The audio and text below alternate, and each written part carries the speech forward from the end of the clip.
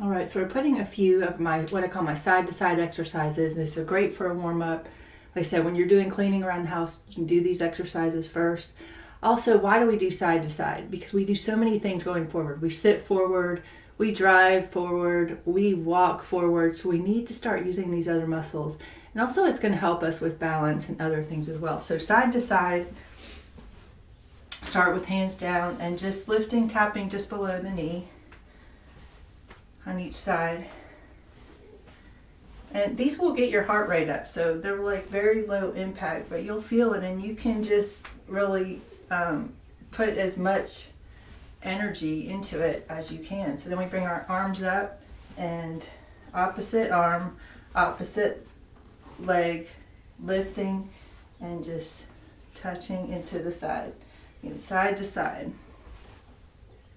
Opposite arm. And I work up to about 30 of these, but you can start with 10 because you'll feel it. What this is doing, get a good range of motion. Like when I tore my labrum here, I did a lot of these.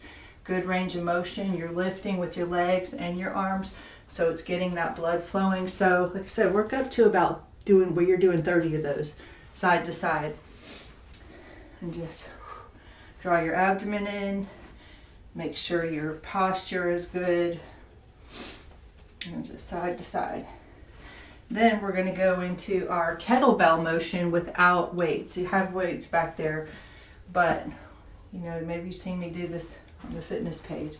This is great for strengthening up here around the labrum, the shoulders, the rotator. Again, we're starting with no weight because you'll actually feel it. This is a motion where a lot of times where we don't generally extend too far out from the body. Range of motion with fibro is different. We can't just go do any exercise or any machine in the gym. I notice that my knees are slightly bent. Again, draw everything in here, and I'm making sure I've got a good stance. I'm not like this, right? I'm like good foundation. And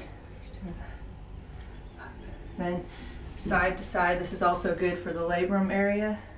Side, up, and up, and up, and up. Now I want to give you a tip as well. And just be very focused when you're doing these. When you're doing the side to side, we're going to go up. When you're bringing this arm up, I want you to be very intentional. The last part of the movement. Don't just like fling it out there. We call the arm the lever. We want the lever to be controlled. So we're doing our side to side, and you'll see other side to side exercises where, see when my arm goes up, I want it really controlled. Control, control. And again, you can put a little more movement into it. Get into it. And tapping into the side is great for the lymphatic system. So we do a lot of tapping. You see me do these, and you can add some of these in there. And then the last move is the motion of the arm bike. So start with about 20 seconds because you're going to feel this. Again, have your foundation set. Do your arm bike just like you're pedaling right here. You're going to feel it. Let's see, where am I feeling it? Feeling it around my labrum, feeling it around my rotator, tricep. Woo, you'll feel it. And this one we don't use weights. We don't ever add weights to this unless you wanted to add a really secure wrist weight. Have to be really secure though, but you just don't need it. You'll find work up to about a minute of the arm bike. And then you can also just go up and down this way. I'm going to put a little hip motion into it. Okay, so now that I did a little bit of arm bike, I'm feeling it in my bicep and my tricep a little bit. Woo! And my heart rate's getting up. I'll tell you what, these you want to do again before cleaning or just as a warm up, cool down, so good. And just really help without using a lot of weight. So like we're doing the kettlebell motion without weight. Then when we do that enough times and we get some strengthening here, then we slowly add weight and go up. Also another tip with weights, make sure you always get a thicker handle weight. See that silver one back there is thinner. We use the thicker handle weights, they're easier on your hands.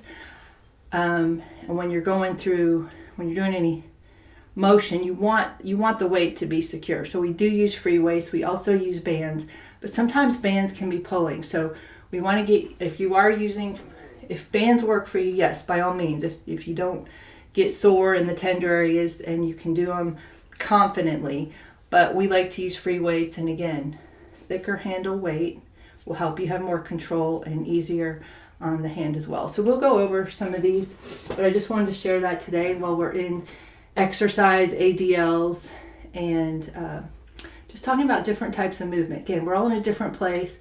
Take advantage of the strategy session, and we will talk soon.